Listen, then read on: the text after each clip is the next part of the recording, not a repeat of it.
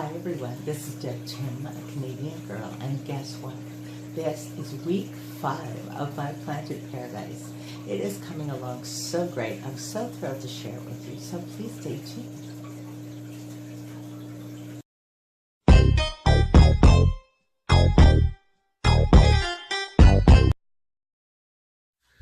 Here we are at week 5 of my planted paradise. I am so amazed at how little effort a planted take requires as far as maintenance. I was told once it's established, it will basically take care of itself. 50% water changes weekly, and feeding my fish is pretty much all that is required of me. It's amazing to see the changes happening all on its own. I know it's only been 5 weeks, but I'm getting ideas for another planted aquarium. Remember my 60 long I have in the basement? I think that would make a magnificent planted tank too. Now, of course, that may take a little convincing for hubby to agree. I may have to practice my pretty please eyes in the mirror to get it just right.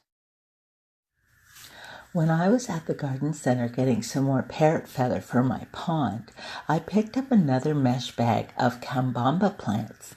While having done a profile on this plant over the weekend, I'm not as confident in my choice, even feeling a little intimidated by this beautiful plant. You'll have to check out my next plant profile video to see what I'm talking about. I will be featuring the cambamba. All my plants seem to be flourishing and settling in very nicely. I do a 50% water change weekly, dosing them with Flourish at that time. I feel that is working very well and see no need to change my routine. Not at this point anyway. I did have a couple plants die on me. One of them was a Java fern that I should not have planted in the beginning, as it didn't look healthy even when I first got it. It was one I was given, not purchased. The other plant that didn't do well is the Ambulia. It actually didn't die, it just kept getting uprooted. I finally removed it rather than risk disturbing my other plants. I'm finding that rules don't apply to planted aquariums either. Plants that are supposed to be easy to grow and care for aren't, and the ones that are not beginner plants are doing great. A little confusing to a newbie.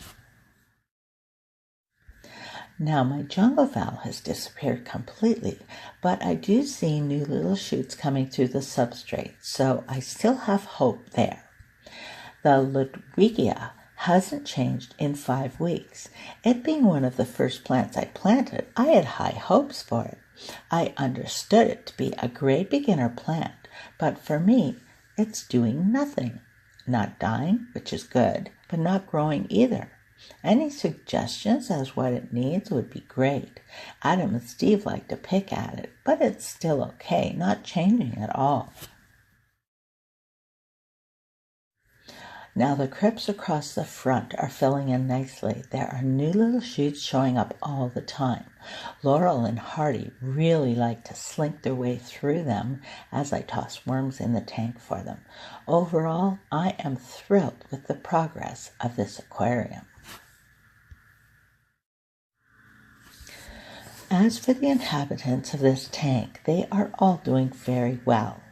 Although yesterday I did notice my albino rainbow shark has a sore just before his caudal fin. See, this is when I'm not so happy with planted tanks. To remove a fish is not an easy thing. The first batch of my Daniel fry are almost big enough so I can add them to this aquarium. I am considering adding a handful to see how they do. Laurel and Hardy, my rubfish, may see them as an easy meal, although they're not hunters themselves. They're more opportunistic eaters, so if the little Daniels keep on their toes, they're super fast, they should be okay. I'm thinking that I will just add a few and see how it goes, but you know what? I have so many. If 1 or 2 go missing, I'm not going to sweat it. I am also very happy to see this tank is finally clearing up, and although it still has tannins, I am getting used to them. So overall, this tank has been a pleasure, and I am continuing to enjoy every moment of its evolution. So until next time, this is Steph Tim signing out. Thank you so much for watching. I hope your week is off to a wonderful start, and I'll talk to you soon. Bye.